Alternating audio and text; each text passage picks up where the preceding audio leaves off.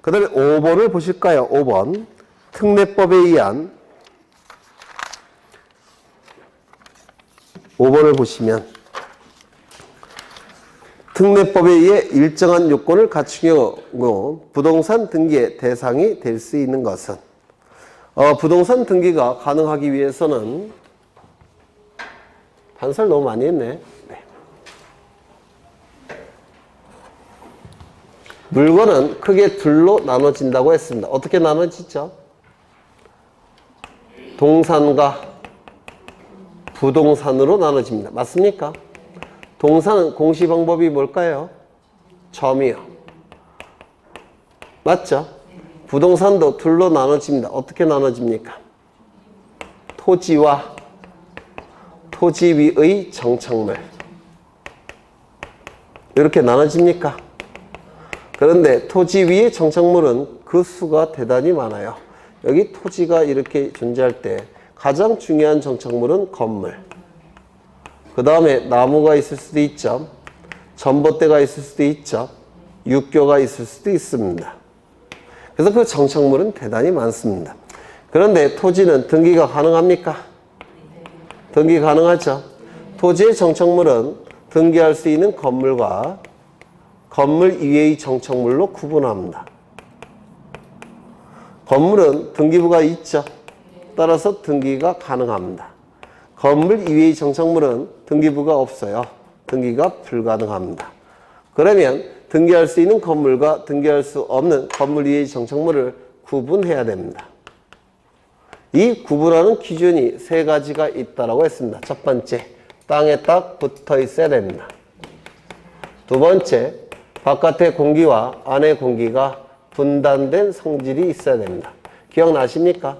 세 번째, 그 건물의 용도성을 구비해야 됩니다.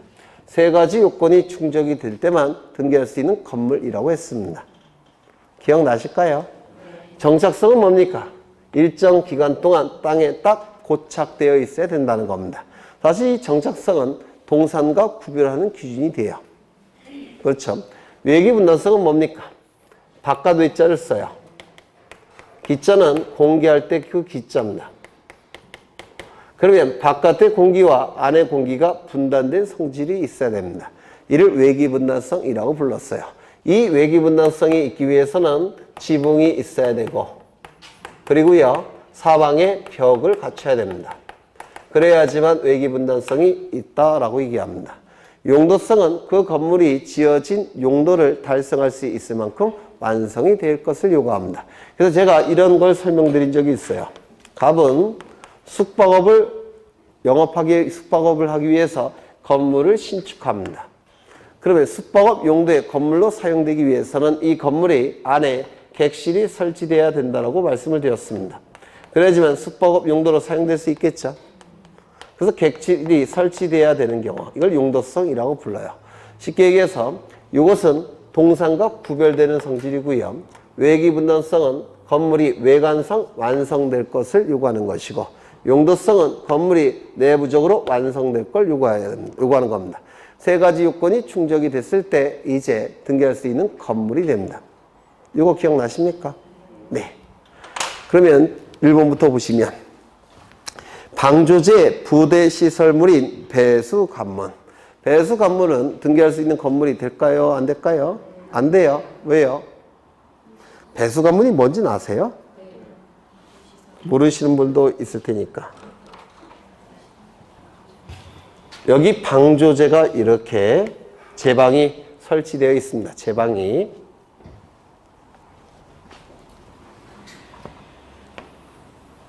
여기 바다입니다.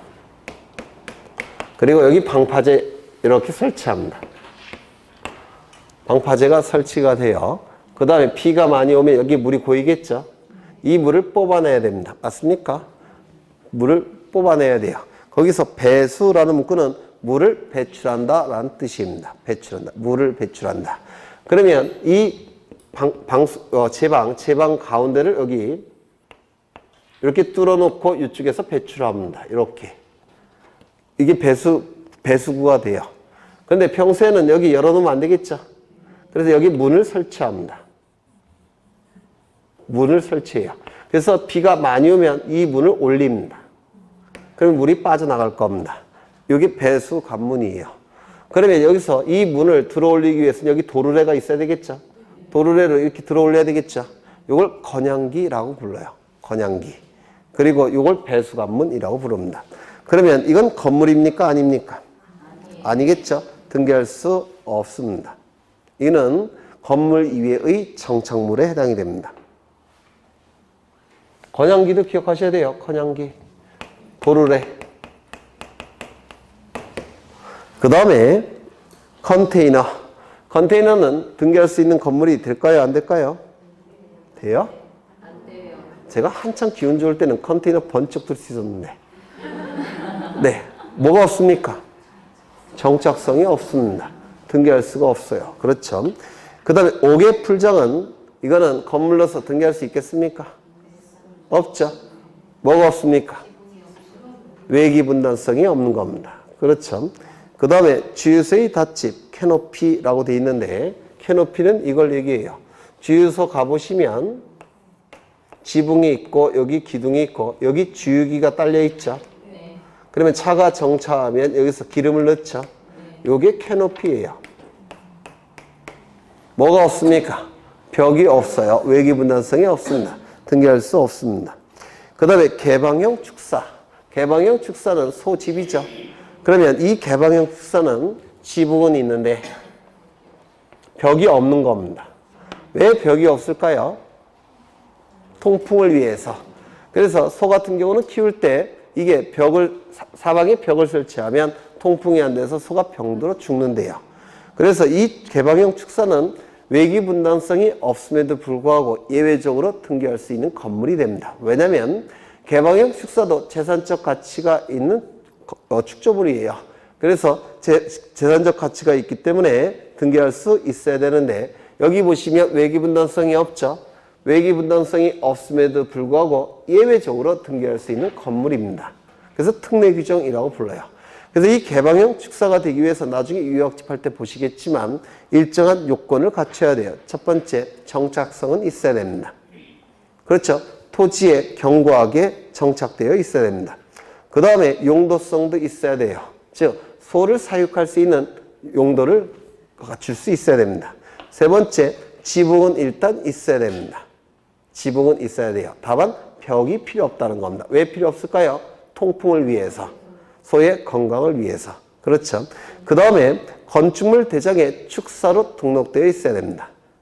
그리고 마지막으로 연면적 200제곱미터 이상이어야 돼요. 요 5가지 요건만 충족한다면 외기 분단성이 없다고 하더라도 등기할 수 있는 건물로 인정하겠다는 겁니다. 이를 개방형 축사라고 불러요.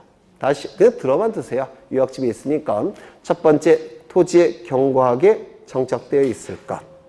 두 번째는요, 용도성을 구비할 것. 세 번째는 지붕은 갖출 것. 네 번째는 대장에 등록되어 있을 것. 건축물 대장에 등록되어 있을 것. 다섯 번째는 연면적 200제곱미터 이상일 것. 요 요건만 구비한다면 외기 분단성이 없을지라도, 즉 벽이 없을지라도 등기할 수 있는 건물로 인정하겠다는 겁니다. 이를 개방형 축사라고 하는데요. 사실은 이 문제가 21회 때 출제가 됐는데 이 문제는 틀리라고 낸 문제예요. 사실은. 그렇죠. 우리가 개방형 축사가 뭔지 어떻게 합니까? 농사 짓는 것도 아닌데. 그렇죠. 네. 그 다음에 거기 등기할 수 없는 거 표를 한번 보죠. 하천법상의 하천, 공유수면의 하천. 먼저 하천법상의 하천은 네, 원칙을 지워주시고요. 아니 지우지 마시고 다 틀렸습니다. 하천법상의 하천은 이제 등기가 가능합니다. 하천법상의 하천은 국유 하천제를 폐지했기 때문에 이제 모든 등기가 가능해요. 잘못 쓰신 거예요. 하천법상의 하천은 이제 모든 등기가 가능합니다. 소유권 등기, 저당권 등기, 가압류 등기, 처분금지 가처분 등기 다 가능합니다. 단 금지되는 등기가 4가지가 있다고 했는데 혹시 기억나십니까? 하천법상의 하천은 생활용수, 농업용수, 공업용수로 사용을 해야 됩니다. 맞습니까? 따라서 특정인에게 용익적 권리를 인정해버리면 농업용수, 생활용수, 공업용수 사용할 수 없게 돼버려요.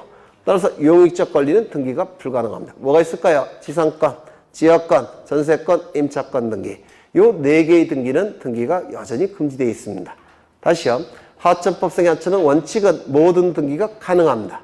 단 금지되는 등기가 네 가지가 있어요. 지상권, 지역권, 전세권, 임차권 등기. 요 네 가지 등기는 금지되어 있습니다. 그것 빼고는 다 등기가 가능합니다. 공유수면화의 토지. 이건 뭡니까? 대륙붕을 얘기해요. 바닷속에 있는 토지. 이건 등기가 불가능하겠죠? 바다니까. 네. 그 다음에 터널, 교량, 토굴. 요 세 가지는 세 가지 요건 중에서 뭘 구비를 못했을까요? 터널. 앞뒤가 뻥 뚫렸잖아요. 뭘 구비 못했습니까? 외기분단성. 앞뒤가 뻥 뚫렸으니까. 아닌가요? 그렇죠. 그 다음에 토굴. 이건 뭐를 갖추지 못했을까요? 마찬가지로 토굴이니까 앞이 뻥 뚫렸잖아요. 외기분단성. 그리고 이 건물로서의 용도를 달성할 수 있겠습니까? 없겠죠. 용도성도 갖추지 못한 겁니다. 등기할 수가 없습니다. 급유 탱커, 이거는 세 가지 중에서 뭘 갖추지 못했을까요? 급유 탱커. 차가 고장나면 급유 탱커가 와서 기름 넣고 막 그러지 않습니까? 고장난 게 아니라 기름이 떨어지면 뭘 갖추지 못했을까요? 정착성. 바퀴가 달려있기 때문에 그래요. 아닌가요? 맞죠? 그 다음에 방조제의 부대시설, 배수관문. 건물이 아니죠. 지붕도 없고 벽도 없죠. 네. 물을 배출하는 으뜸이 되는 문이란 뜻이에요. 갑은 으뜸, 문. 물을 배출하는 으뜸이 되는 문, 배수관문. 문에 불과합니다. 건물이 아니에요. 그 다음에 건양기. 배수관문을 위해서 들어 올려야 되죠. 도르래. 이게 건양기예요. 당연히 등기할 수 없겠죠. 양수기. 물 뽑아내는 기계장치죠. 건물 아니죠. 네. 그 다음에 뭐 있나요? 가설 건축물. 가건물. 가는 임시가짜고요. 설은 설치한다 뜻이고요. 건축물은 건축물일 겁니다. 뭘 갖추지 못했을까요? 가설, 임시로 설치한 건축물. 정착성. 그렇죠. 언제든지 해체해서 다른 곳에 옮겨서 설치할 수가 있습니다. 견본주택, 모델하우스 나와 있는데 이건 요즘에 나오는 벽돌 시멘트로 만들어진 걸 얘기하는 것이 아니고요. 옛날에 70년대, 80년대에 판지로 만들어진 걸 얘기해요. 뭘 갖추지 못했을까요? 정착성 갖추지 못했을 겁니다. 맞습니까? 해체해서 다른 곳에 옮겨서 설치할 수가 있기 때문에 그렇습니다. 또 뭐가 있습니까? 5개 풀장. 외기분단성 없죠? 등기할 수 없습니다. 지하상가 시장 건물의 복도, 계단, 변소. 어떻습니까? 이런 거. 벽이 있고 지붕이 있습니까? 따로? 없죠. 그렇지 않습니까? 이거 건물로 볼 수는 없잖아요. 네. 외기분단성이 없다라고 평가합니다. 이건 나중에 집합건물 할 때 다시 확인할 겁니다. 구조성 공용부분, 이거 등기할 수 있습니까? 공용부분은 규약성 공용부분, 구조성 공용부분이 있었는데, 구조성 공용부분은 복도, 계단, 엘리베이터 아닙니까? 표제부도 없고, 갑구도 없고, 을구도 없다고 했는데, 기억나셔요? 네. 등기할 수 없습니다. 그 다음에 그 위에 지하상가 시장 건물의 복도, 계단, 변선은 구조상 공용 부분이에요. 그래서 표제부도 없고, 갑구도 없고, 을구도 없기 때문에 등기할 수 없습니다. 그 다음에 하나 더 기억해 두시면 좋은데, 양어장. 근데 양어장이 법무사 시험에 자주 나오는데요. 뭐라고 나오냐면, 양어장은 토지로서 등기할 수 없다. 틀렸습니까? 맞았습니까? 틀렸습니다. 왜요? 양어장은 지목이죠. 지목 중에 양어장 있지 않았습니까? 그렇죠. 그래서 토지로서 등기할 수 있어요. 그런데 건물로서 등기할 수 있다. 맞았습니까? 틀렸습니까? 틀렸습니다. 양어장은 건물이 되지 못해요. 외기분단성이 없어서. 지붕도 없고 벽이 없으니까. 그렇죠. 그래서 이 양어장이라는 문구가 나오면 건물인지 토지인지 먼저 판단을 해야 됩니다. 건물이라고 한다면 등기할 수 없는 것이고 토지로서는 등기할 수 있을 겁니다. 그래서 거기 표를 외우셔야 되는데요. 외우는 게 불가능하죠? 네. 그래서 일단 이걸 외우시면 됩니다. 이거 갖고 다 해결이 돼요. 정착성, 외기분단성, 용도성. 이거 갖고 다 해결할 겁니다. 나중에. 네. 넘기겠습니다.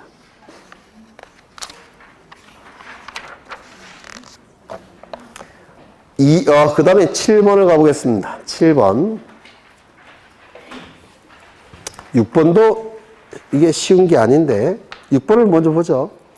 인터넷을 통해서 인감증명서 발급 예약을 신청하고 신용카드 수수료를 결제한 경험, 예약에 따라 등기소에서 인감증명서의 작성이 완료된 후에는 그 신청을 철회할 수 없다라고 되어 있습니다.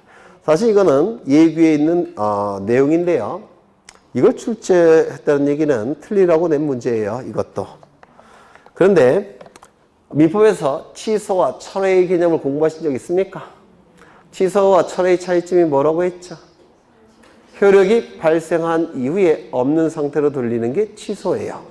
효력이 발생하기 이전에 없는 상태로 돌리는 게 철회입니다. 이게 개념의 차이예요. 일단 법률행위 효력이 발생한 다음에 하자에 있는 법률행위라서 효력이 없는 상태로 돌리는 게 취소. 효력이 발생하기 이전에 없는 상태로 돌리는 게 철회라는 개념입니다. 그런데 거기 문구를 보시면 인감증명서 작성이 완료된 후라는 핀이 있죠. 수수료도 결제가 됐고 인감증명서 작성까지 완료가 됐습니다. 그러면 효력이 발생했겠죠. 따라서 철회할 수 있을까요? 없습니다. 철회라는 개념을 쓸 수가 없어요. 취소는 가능해도 철회라는 용어는 쓸 수가 없습니다. 근데 이건 어디까지나 설명이 그렇고요. 출제했을 때는 틀리라고 낸 문제입니다. 사실은. 그런데 여러분 교재에 제가 이 부분을 별표 치시라고 제가 말씀드린 적이 있어요. 교재 보시면 별표 하나 쳐져 있을 겁니다. 그 다음에 2번을 보시면 하천법상 하천으로 편입된 토지에 대해서 소유권 이전 등기나 저당권 설정 등기를 할 수 없다. 맞았습니까? 틀렸습니까? 원칙적으로 모든 등기가 가능하다고 했죠. 다만 금지된 등기 4가지가 있다고 했는데 뭐가 있었죠? 지상권, 지역권, 전세권, 임차권 등기. 용익적 권리 등기는 금지된다고 했습니다. 3번 공작물 대장에 등재된 해상 관광은 관광용 호텔 선박은 건물 등기부에 등기할 수 있다. 왜요? 선박은 동산이에요. 부동산이 아닙니다. 물론 선박은 5톤 이상일 때는 선박 등기부에 등기는 합니다. 하지만 이건 선박 등기부에 등기하는 것이고 부동산 등기부에 등기할 수 없어요. 왜? 동산이기 때문에 그렇습니다. 그 다음에 4번째, 주의토지 통행권의 확인 판결을 받았더라도 이 통행권은 등기할 수 없다. 맞았을까요? 틀렸을까요? 네? 주의토지 통행권은 뭘까요? 그 민법 공부 열심히 하라고 했죠?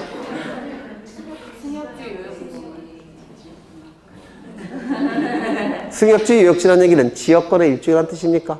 그럼 등기할 수 있어요. 주의토지 통행권은 지역권이 아닙니다. 상린권입니다. 상린권. 상린권은 독자적인 독립적인 물권이 아니에요. 사용수익 권능의 일부입니다. 민법에서.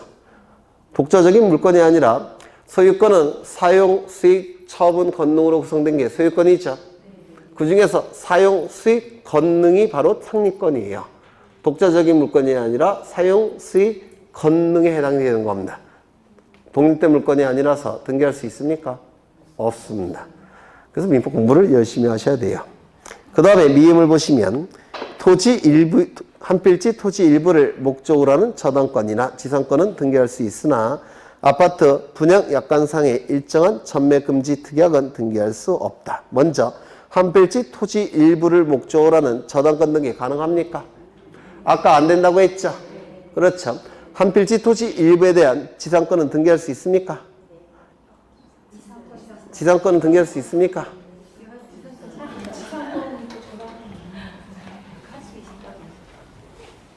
우리 교재에 이런 표가 나와 있어요. 사실 이것까지 오늘 해야 되는데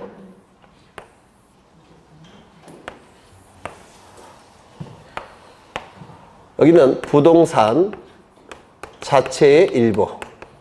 그래서 부동산이 이렇게 존재한다면 그 일부를 얘기하는 겁니다. 부동산 자체 일부. 그 다음에 여기는 부동산 권리의 일부. 지분을 얘기하는 겁니다. 지분. 그래서 부동산이 이렇게 존재할 때 A가 3분의 1 지분을 가지고 있고 B가 3분의 1, C가 3분의 1 이걸 얘기하는 거예요. 지분, 부동산 권리의 일부. 그러면 부동산 일부에 대한 소유권 등기 아까 가능하다고 했습니까? 불가능하다고 했습니까? 일부는 등기가 불가능하죠. 그러면 저당권 등기 가능합니까? 아까 안 된다고 했죠. 처분 제한 등기는 가능합니까? 안 된다고 했죠. 이런 건 전부 다 소유권 이전 등기 그 전에 이루어지는 등기들이에요. 그래서 안 된다고 했죠. 안 된다고. 그렇죠. 그러면 요거는 될까요? 안 될까요? 됩니다.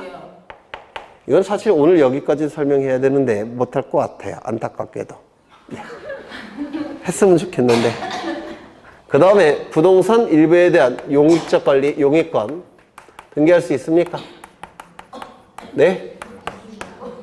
또는 용익채권이 임차권 등기 가능합니까? 민법에서 안 하셨어요? 됩니다. 요거는 안 돼요. 이때는 요것도 기억하셔야 돼요. 도면을 첨부해야 된다는 거. 그러면 요거는 아까 대략적으로 설명됐죠? 그렇죠. 부동산 일부에 대한 소유권 이전 등기, 부동산 일부에 대한 저당권 등기, 부동산 일부에 대한 처분 제한 등기, 부동산 일부에 대한 환매 등기, 부동산 일부에 대한 소유권 이전의 가등기 다 안 된다고 했습니다. 맞습니까? 그 내용을 설명했죠? 기억나십니까? 요거는 설명하겠습니다. 지금 요거는 나중에 할게요. 사실 민법에서도 하시는 겁니다. 여기에 부동산이 존재하고요. 토지가 존재합니다. 한 10,000평 정도 존재해요. 소유자는 갑이고요. 갑은 지주입니다. 지주예요. 엄청난, 네. 저 어렸을 때도 부모님이 지주였으면 참 좋았을 텐데. 그런데 을은 굉장히 가난해요. 그래서 예전에는 보통 농업이 주 산업이었죠. 농사 짓고 먹고 살지 않았습니까? 그렇죠. 그래서 을의 입장에서는 가난하니까 토지는 없을 겁니다. 누군가로부터 빌려서 농사를 지어야 될 거예요. 여기까지 이해가 되십니까? 문제는 30,000평 전부를 빌릴 수는 없겠죠. 가뜩이나 가난한데. 그러면 일부는 빌릴 수 있도록 해야 되겠죠. 일부는. 맞습니까? 가난한 사람도 먹고는 살아야 돼요. 먹고는 살아야 되니까 토지를 빌릴 수 있어야 되는데 전부를 빌릴 능력은 없습니다. 그럼 일부라도 빌려서 농사 지어야 되겠죠. 따라서 용익적 권리는 우리 법에서 정책적 이유로 일부도 가능하게 만든 겁니다. 가난한 사람을 위해서. 그러면 일부에 대한 지상권 등기 가능하겠습니까? 가능하도록 만들어야 됩니다. 가난한 사람도 먹고 살아야 돼요. 전세권 등기는요. 가난한 사람도 토지 사용 수익할 수 있어야 되겠죠. 그 다음에 지역권도요. 마찬가지입니다. 그리고 임차권도 마찬가지예요. 그래서 이 용익적 권리는 부동산 일부도 가능하도록 정책적인 결단을 내린 겁니다. 법을 만들 때. 가난한 사람도 빌려서 농사 짓 수 있어야 되니까. 그렇다면 이러한 것들이 설정이 가능하다면 등기법에서도 등기가 가능하도록 해야 되겠죠. 그래서 부동산 일부에 대한 용익적 물권, 용익적 채권이 임차권은 등기가 가능하도록 만든 겁니다. 이거 이해가 되십니까? 네, 먹고 살도록 해준 거예요. 가난한 분들을.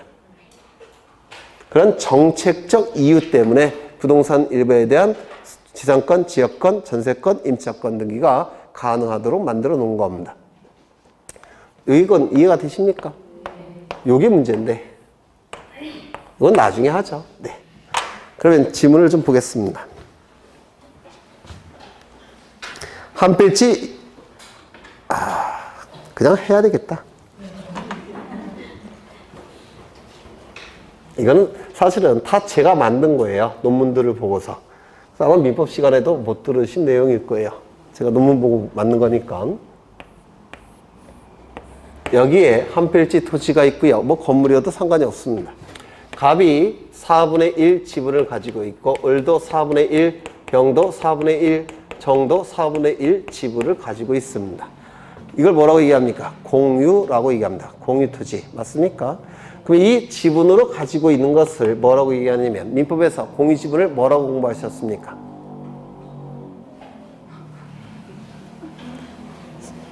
그러니까 민법 공부 열심히 하셔야 돼요. 네. 소유권의 불량적 일부라고 공부하셨을 텐데. 그런 게 있어요, 여간. 그럼 이것이 의미하는 바는 요 토지를 4등분해서 가불병으로 소유하는 겁니까? 이건 아니에요. 그렇죠? 이 지분의 개념은 어떠한 개념이면 이런 뜻입니다. 이 부동산이 더 이상 쪼개질 수 없는 가장 작은 점들로 구성된다고 봤을 때, 사람으로 치면 세포로 구성됐다고 봤을 때, 굉장히 작은 점으로 구성된, 그러니까 더 이상 계속 쪼개져서 더 이상 쪼갤 수 없는 가장 작은 점들로 부동산이 구성되어 있다고 봤을 때, 이 점들을 확대하면 이렇게 나눠 갖는 게 지분이에요. 모든 점들은 이렇게 나눠 갖는 개념입니다. 이게 지분의 개념입니다. 모든 점들은 똑같이 나눠 갖습니다. 여기 있는 모든 점들은 다 이렇게 소유하는 겁니다. 그러면 이 갑의 지분은 토지 전부에 있겠습니까? 효력이 있겠습니까? 네? 있을 겁니다. 모든 점들은 다 이렇게 구성되어 있으니까. 을의 지분은 토지 전체 효력이 있겠습니까? 있을 겁니다. 병과 정도 토지 전부에 지분이 있는 겁니다. 그렇죠? 그래서 지분의 효력은 부동산 전부의 효력이 미칠 수밖에 없습니다. 이렇게 소유하는 거니까. 그러면 이때 갑은 자신의 지분을 A에게 양도할 수 있겠습니까? 있죠. 이 갑의 위치에 누가 들어가면 됩니까? A가 들어가면 됩니다. 맞습니까? 그러면 양도가 가능하다는 얘기는 지분의 이전 등기하겠죠. 즉 지분의 소유권 이전 등기할 겁니다. 그러면 지분의 소유권 이전 등기 가능합니까? 가능할 겁니다. 소유권 이전 등기가 가능하니까 그 전제로서 이루어지는 저당권 등기나 처분 제한 등기 가능하겠습니까? 가능한 겁니다. 그래서 이 지분은 자유로운 양도가 가능해요. 이를 민법에서 지분 처분의 자유라고 얘기합니다. 공부하실 거예요. 지분은 자유로운 양도와 처분이 가능합니다. 그러면 이때 정은 자신의 지분에 대해서 B에게 전세권을 설정할 수 있을까요? 없을까요? 그러면 만약에 설정할 수 있다면 B는 여기만 사용 수익해야 되는데, 이 부분만 골라서 사용 수익해야 되는데, 이거 가능할까요? 불가능할까요? 불가능합니다. 따라서 지분에 대해서 용익권 설정은 개념 자체가 불가능합니다. 지분에 대해서는. 요 B는 요 부분만 사용해야 돼요. 정의 설정의 지분만. 이건 개념 자체로 불가능합니다. 따라서 지분에 대한 용익권 등기는 가능합니까? 불가능합니까? 불가능하다라고 얘기합니다. 그래서 이 표는 민법과 등기법 양쪽에서 출제 영순입니다. 민법 등기법 양쪽에서 출제 영순이 무조건 나온다고 생각하셔야 됩니다. 무조건. 외우실 수 있을까요? 네? 다시요. 부동산 일부에 대한 소유권 이전 등기 방법은 등기법에서 존재하지 않습니다. 따라서 그 소유권 이전 등기 전제가 되는 저당권 등기, 처분 제한 등기, 소유권 이전의 가등기, 환매 등기 이딴 것들은 일부에 대해서 불가능합니다. 그렇죠? 하지만 지분은 자유로운 양도와 상속이 가능해요. 그 지분의 위치에 다른 사람이 쏙 들어가면 됩니다. 그래서 지분은 소유권 이전도 가능하고 저당권 설정도 가능하고 처분 제한 등기도 가능하고 또 소유권 이전의 가등기도 가능합니다. 환매 등기도 다 가능해요. 그런데 부동산 일부에 대해서 용익적 권리의 등기는 가능합니까? 가난한 사람들이 농사질 수 있도록 정책적으로 일부에 대한 용익권 설정은 허용을 시킨 겁니다. 따라서 등기법에서도 허용할 수밖에 없어요. 그래서 부동산 일부에 대한 부동산 일부에 대한 용익물권 등기, 즉 지상권, 지역권, 전세권, 용익채권이 임차권 등기는 가능합니다. 가난한 사람도 작은 돈으로 빌려서 먹고 살 수 있도록 만든 겁니다. 정책적으로. 그 다음에 지분에 대해서 용익권 설정이 가능합니까? 이건 하느님만 가능할 거예요. 그렇죠? 이 부분만 골라서 사용 수익할 수는 없잖아요. 그렇죠? 따라서 지분에 대해서 용익권 설정이 불가능합니다. 그래서 좀 이해를 해 두실 필요가 있어요. 사실 지분의 개념을 정확하게 이해하시면 나중에 민법에서 하는 공익지분은 다 이걸로 해결이 돼요. 다 설명이 어려운 게 없어요. 이것만 이해하시면. 제가 만든 건데. 잘 만들었죠? 네, 원저작권자예요. 그러면 문제를 좀 보겠습니다. 8번 하나 보고 8번. 아니, 미음을 보다가 말았네. 네. 한 필지 토지 일부를 목적으로 한 저당권 등기 가능합니까? 한 필지 일부에 대한 소유권 이전이 안 되니까 소유권 이전의 전제가 되는 저당권 등기는 불가능합니다. 맞습니까? 한 필지 일부에 대한 지상권 등기할 수 있습니까? 이건 가능해요. 그리고 아파트 분양 약관상의 일정 기간 전매 금지 특약은 등기할 수 없다. 이건 맞습니다. 제가 예전에 필수적 기록사항과 임의적 기록사항을 설명할 때 필수적 기록사항은 특약, 약정, 합의, 계약이라는 문구가 있다면 임의적 기록사항이라고 했는데 혹시 기억나십니까? 한 달 지났다고 기억 못하세요? 네, 제가 이런 말씀을 드렸어요. 약정, 특약, 합의, 계약이라는 문구가 있다면 이는 임의적 기록사항이라고 했고 이 특약, 약정, 합의, 계약 이걸 약정 등기라고 하는데 이 약정 등기는 반드시 등기법에 근거 규정이 있어야 되고 근거 규정이 있다면 언제나 부기 등기한다라고 제가 강조한 적이 있어요. 네, 한 번밖에 설명 안 했으니까 기억 못 하실 수도 있지만 네, 괜찮아요. 앞으로 계속 반복해서 할 거니까. 그래서 이거는 등기할 수 없습니다. 왜냐하면 등기법에 근거 규정이 없기 때문에 그렇습니다. 즉 아파트 분양 약관상 일정 기간 전매 금지 특약사항은 등기법에 근거 규정이 없어요. 따라서 등기할 수가 없습니다. 그래서 이건 맞는 지문입니다. 틀린 부분은 어디입니까? 저당권. 요것만 틀린 겁니다. 그 다음에 7번. 7번 보시기 전에 8번 먼저 보겠습니다. 8번. 등기에 관한 설명으로 옳은 것을 모두 몇 개인가? 1번. 공익지분은 등기하지 않아도 공익 성립에는 영향이 없다. 맞았을까요? 틀렸을까요? 네? 언제쯤 이런 게 딱 답이 나올까요? 이건 민법 조문인데요. 공익지분이 등기되지 않으면 균분으로 추정합니다. 민법 조문이에요.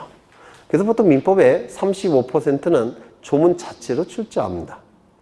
조문 자체만 제대로 읽어보셔도 35점은 맞으세요. 옛날에 15회 시험 0.8% 붙었던 시험이 있었는데 들어보셨습니까? 15회 때는 0.8%만 붙었어요. 그 당시에 사법시험 최종 합격률은 2.5%였습니다.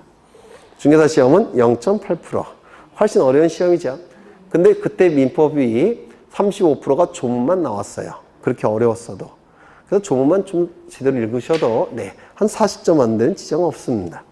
까락은 면할 수가 있어요. 조문만 공부하셔도, 외우셔도.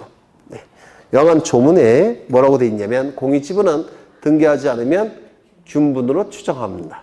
그래서 영향이 없다 맞습니다. 니은 상속으로 인한 지상권 이전 등기는 부기 등기로 한다. 지상권 이전 등기는 소유자를 기준할 때 몇 번째 도출됐을까요? 네?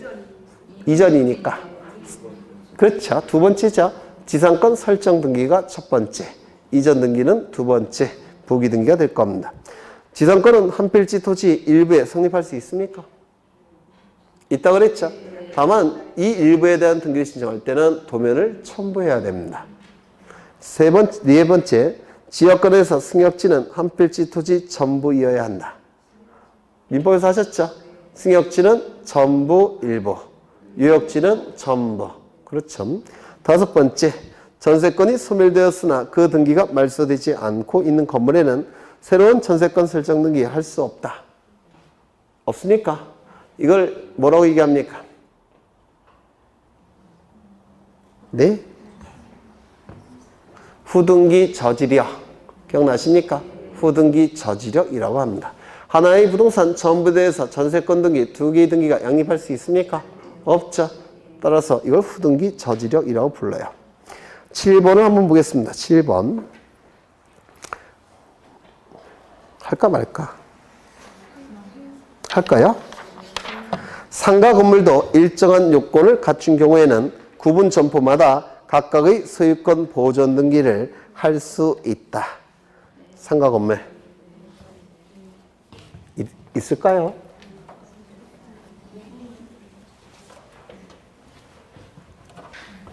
여기 4층짜리 상가 건물이 있습니다.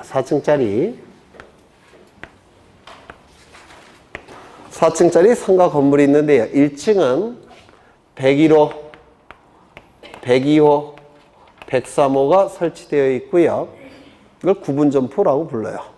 그러면 이거는 구조상 독립성, 이용상 독립성 있겠습니까? 있겠죠. 그래서 등기할 수가 있어요. 그러니까 집합 건물은, 구분 건물은 구조상 독립성, 이용상 독립성이 있다면 등기할 수가 있습니다. 그런데 이 2층은 201호, 202호, 203호가 있을 텐데 여기도 마찬가지예요. 301호, 302호, 303호, 401호, 402호, 403호가 있을 겁니다. 그런데 이 2층, 3층, 4층은 벽이 존재하지 않습니다. 그냥 선만 그어져 있어요. 이렇게. 그러면 이는 구조상 독립성, 이용상 독립성이 있을까요? 없을까요? 없죠. 그래서 2001년도 이전까지는 이걸 구분점포라고 얘기하는데 구분점포는 등기할 수가 없었습니다. 이렇게 벽이 없었기 때문에. 외기분단성이 없죠. 그래서 등기할 수가 없었어요.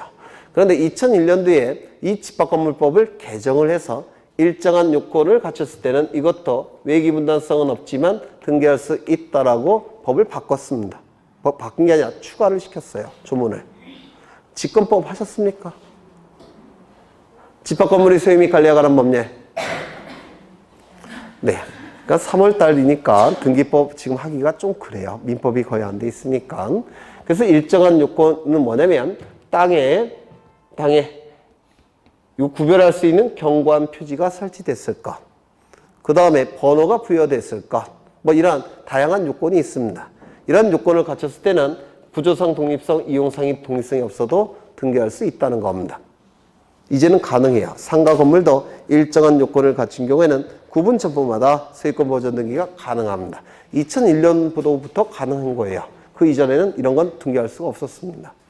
그 2001년도 이전에는 어떻게 등기했을까요? 지분으로 등기하는 겁니다. 지분으로. 네. 공유지분 등기를 했습니다. 그전에는. 그 다음에 2번. 구분 건물로 될 수 있는 객관적 요건을 갖춘 경우에는 건물 소유자는 구분 건물로 등기하여야 한다.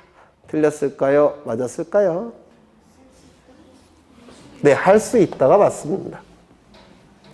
이건 이런 뜻이에요. 이건 나중에는 굉장히 쉬운데 지금은 좀 어려울 거예요. 갑은 3층짜리 건물을 지었습니다.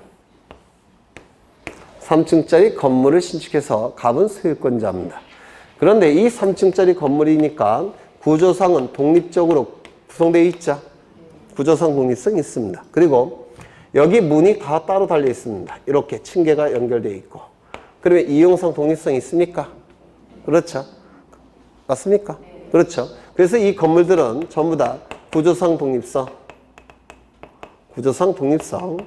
이용상 독립성을 갖춘 건물들이에요.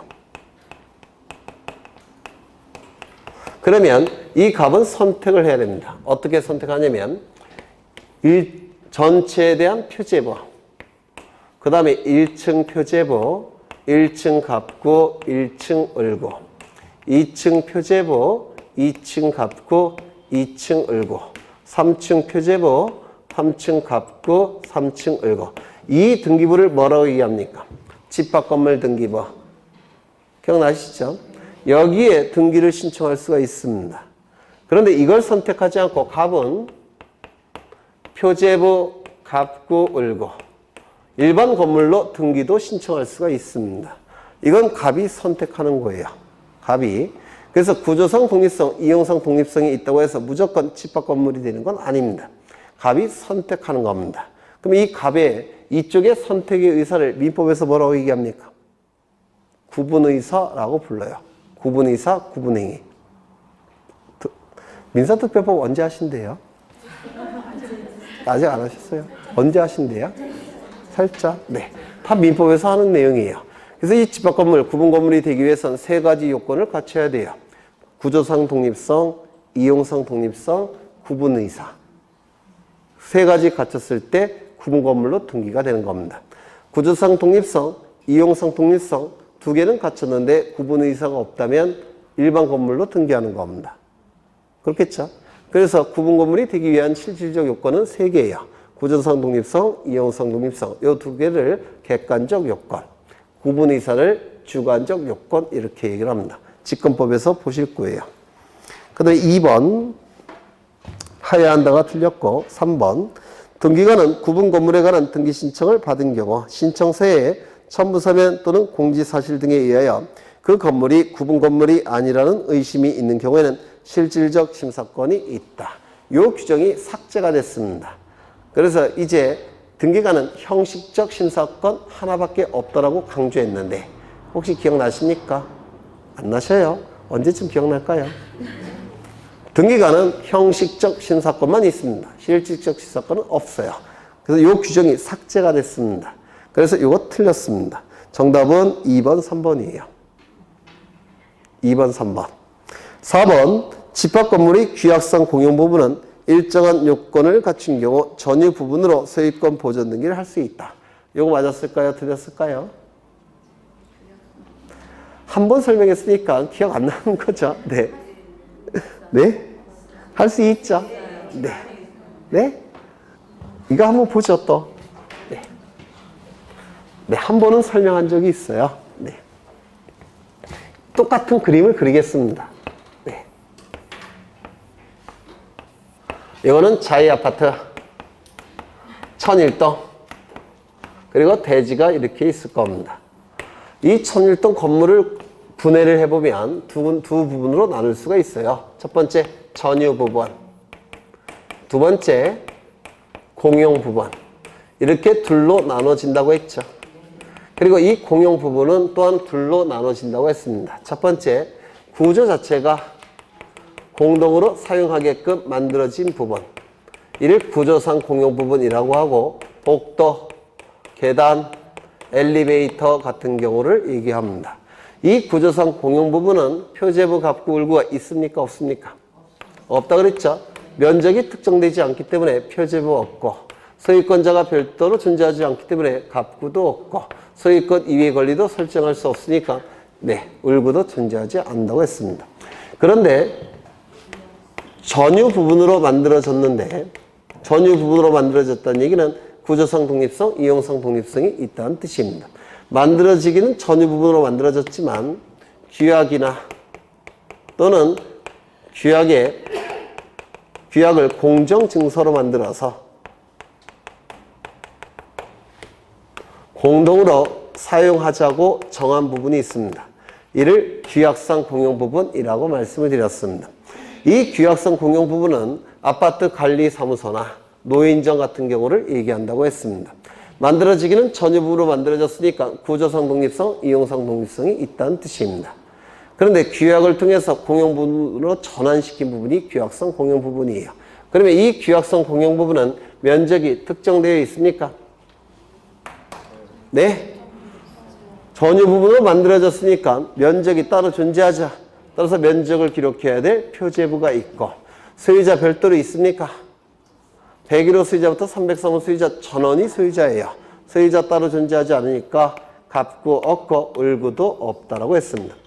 이를 규약상 공용 부분이라고 부르는데요. 이 규약상 공용 부분은 구조상 공용 부분과 다르죠.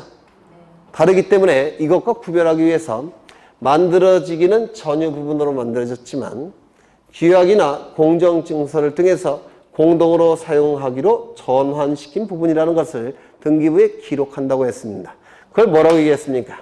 규약상 공용 부분이라는 사실의 등기라고 말씀을 드렸습니다. 만들어지긴 전유 부분으로 만들어졌지만 규약을 통해서 공용 부분으로 전환시켰다는 사실을 공시해 줘야 돼요. 이를 규약상 공용 부분이라는 사실의 등기라고 얘기했습니다. 이 등기는 등기부 어디에 기록한다고 했습니까? 민법에서 출제 영순이라고 말씀드렸는데 등기부 어디에 기록해야 될까요? 이 등기는 규약상 공용 부분이라는 사실의 등기는 등기부 어디에 기록해야 됩니까? 표제부 갑구 을구 중에서 표제부만 있잖아요. 갑구 을구는 없다고 했잖아요. 어디에 등기한다고요? 표제부에 등기합니다. 표제부 등기니까 단독 신청이 될 수밖에 없어요. 이라는 사실 등기는 표제부의 단독 신청을 통해서 등기가 이루어집니다. 이때 이 규약을 폐지하게 되면 규약을 통해서 공용 부분으로 전환됐으니까 규약을 폐지하면 다시 원상복구 되겠죠. 그러면 이 공용 부분이었던 것이 다시 전유 부분으로 넘어가겠죠. 그러면 전유 부분이니까 이 전유 부분을 취득하는 자가 있겠죠. 이 전유 부분을 취득하는 자는 무슨 등기를 한다고 했습니까? 보존 등기. 왜요? 표제부는 존재하니까 갑구를 만들어야 되죠. 갑구를 만드는 등기가 무슨 등기? 보존 등기. 보존 등기는 단독, 공동? 단독. 그래서 보존 등기를 단독으로 신청한다고 했습니다. 이거를 말씀드린 거예요. 이거 제가 굉장히 중요하다라고 강조한 적이 있습니다. 뭐 지금은 암기 안 되셔도 괜찮아요. 앞으로 뭐 시간이 6달이나 남았으니까. 그러면 다시 질문을 보겠습니다.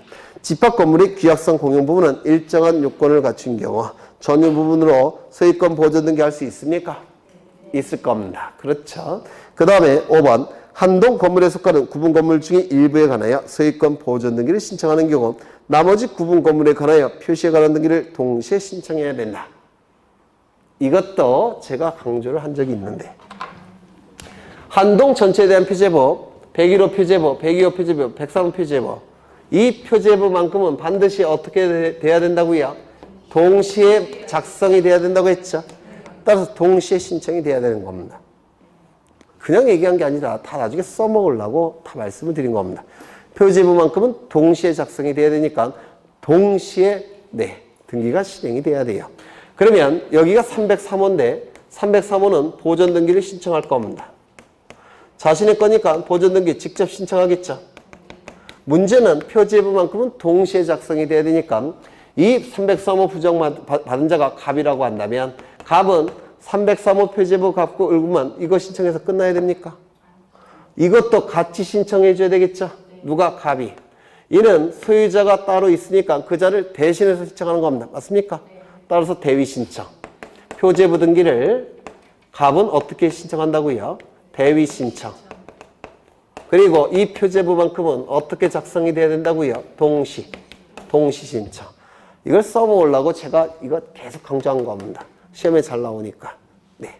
그래서 지금은 좀 어려워도 나중에 쉬워져요. 이런 건 굉장히 쉬운 문제예요.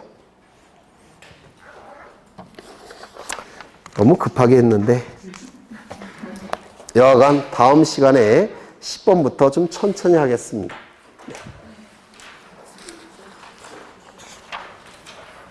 나름대로 이 문제집이 중요한 문제들을 골라놓은 거예요. 지금 하시는 건 다 출제 영순위들입니다.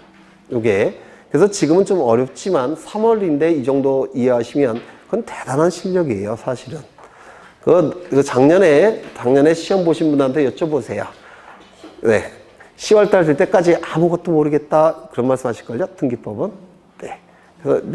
그래서 지금 이 정도 뭐 대충 뭔가 알 듯 말 듯 그 정도만 돼도 제가 볼 때는 등기법 12문제가 출제가 되는데요. 10문제 득점하는데 문제 없습니다. 아마 10문제 다 득점하실 것 같은데 여기 보면. 사실 등기법도 나올 게 뻔해요. 나중에 요약집 보시면 아시겠지만 요약집이 한 60페이지, 70페이지 정도 되는데 벌써 다 나와요. 대부분. 걱정 안 하셔도 돼요. 고생하셨고 다음 주에 또 뵙겠습니다. 다음에 어디까지 할 거냐면요. 이제 3회가 남았으니까 한 30문제 정도 풀어오세요. 40번까지. 못 푸시겠으면 그냥 일거래도 오세요. 일거래도. 등기법 다 맞을 수 있습니다. 등기법도. 고생하셨고 다음 주에 뵙겠습니다. 수고하셨습니다.